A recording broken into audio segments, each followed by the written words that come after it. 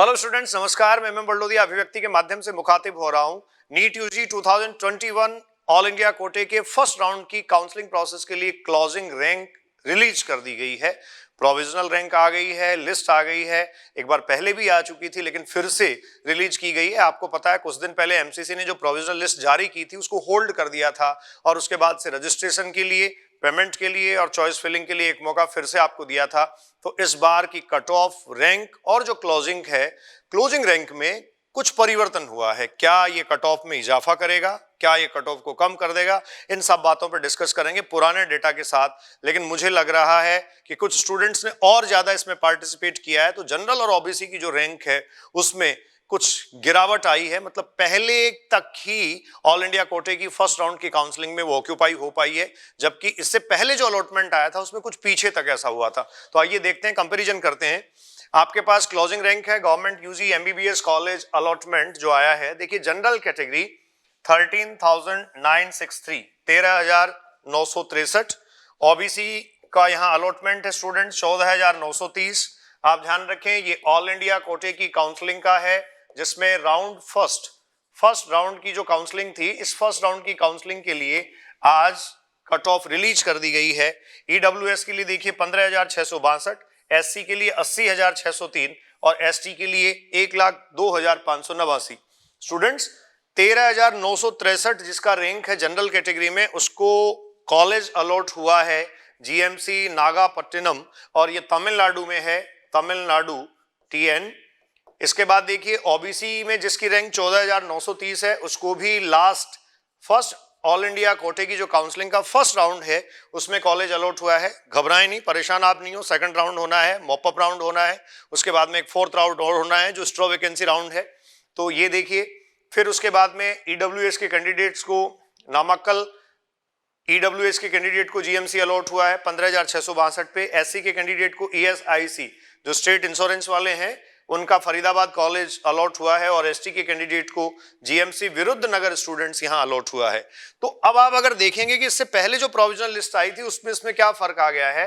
वहां general category के candidate की रैंक जो फर्स्ट क्लोजिंग रैंक थी, फर्स्ट अलॉटमेंट की क्लोजिंग रैंक, ये स्टूडेंट्स क्लोजिंग रैंक वहां जो थी, आप देखिए काफी फर्क आ गया है। पहले थी 14,361, अब है 13,963। तो ये जो 500 का वेरिएशन करीब करीब है, 500 स्टूडेंट्स, 500 जो रैंक पीछे आ गया है मामला, अब अलॉटमेंट में 500 तक पीछे आ गई है। इसका मतलब है पहले वाले प्रोविजनल अलॉटमेंट के बजाय अब अलॉटमेंट में 500 बच्चों को कॉलेज नहीं मिल पाया है। इसी तरीके से 15,452 यहां देखिए 14,930 पे आ गई है। इसमें भी ऑलमोस्ट आप अगर देखेंगे तो आपके सामने वही 500 का डिफरेंस है। तो जनरल और ओबीसी की एक सी स्थिति है। उसके बाद आप देखेंगे ईडब्ल्यूएस, तो ईडब्ल्यूएस में पहले 15,662 थी। ईडब्ल्यूएस के कुछ और कैंडिडेट्स इन्वॉल्व हुए हैं, 16,137। यहां आप देखिए क्लोजिंग रैंक है 15,662 से 16,137, तो वहां करीब 500 का बेनिफिट है। एससी में देखिए बहुत ज्यादा चेंज कुछ नहीं हुआ है, 80,603 और अब 80,200, अब 80,603 है, पहले 80,256 थी। और एसटी में आप देखिए 1,02,589, अब है पहले 1,03,451 थी स्टूडेंट्स। तो इसका मतलब है कुछ कम कैंडिडेट इन्वॉल्व हुए हैं। ये क्यों बढ़ी है, ये इतने बच्चे बाहर क्यों हो गए हैं? इसका कारण है फिर से एमसीसी ने जो आपको टाइम दिया, फिर से आपको रजिस्ट्रेशन के लिए दिया, तो कुछ स्टूडेंट्स ने रजिस्टर किया।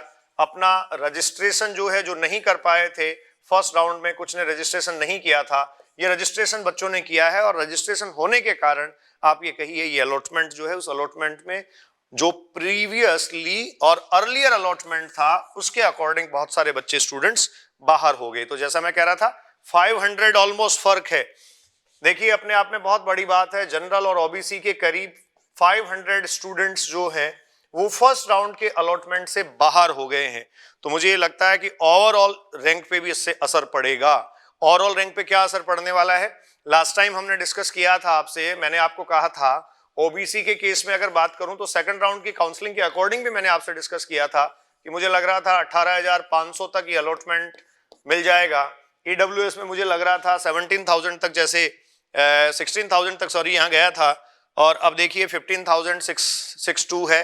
तो 500 का ऑलमोस्ट यहाँ भी डिफरेंस है। तो मुझे लग रहा था पहले कि 20,000 तक करीब करीब EWS क्लियर हो जाएगा, EWS ये OBC। तो अब मुझे लग रहा है कि ये जो है वो करीब 500-700 रैंक नीचे आने वाले हैं, 1000 रैंक तक भी नीचे ये आ सकते हैं। ये OBC मुझे लगता है 18K से ज्यादा सेकंड राउंड की काउंसलिंग में क्लियर नहीं हो पाएगा। स्टूडेंट, सेकंड राउंड की काउंसलिंग की मैं बात आपसे कर रहा हूं। फिर भी जैसा हम हमेशा आपको हेल्प करते आए हैं किसी भी तरीके की काउंसलिंग प्रोसेस से रिलेटेड, एक स्टूडेंट से मेरा निवेदन ये है कि जितने सारे सवाल आप कमेंट्स में पूछते हैं वो सारा सॉल्यूशन ऑलमोस्ट वीडियोज में होता है या पहले के वीडियोज में होता है। तो जो काउंसलिंग एक्सपर्ट्स हैं उन काउंसलिंग एक्सपर्ट्स के नंबर पे आप अगर मैसेज करेंगे तो आपको ज्यादा अच्छा और प्रॉपर सॉल्यूशन मिल पाएगा। कमेंट में आप लिखें, जो भी आपका ओपिनियन हो उसको जरूर लिखें, लेकिन वही सवाल अगर आप पेस्ट कर दें इन नंबर पे व्हाट्सएप पे तो आपको ज्यादा अच्छा सॉल्यूशन स्टूडेंट्स मिल सकेगा। तो देखिए, ये क्लोजिंग रैंक था। ऑल इंडिया कोटे का जो अलॉटमेंट है, ऑल इंडिया कोटे का अलॉटमेंट आ गया है।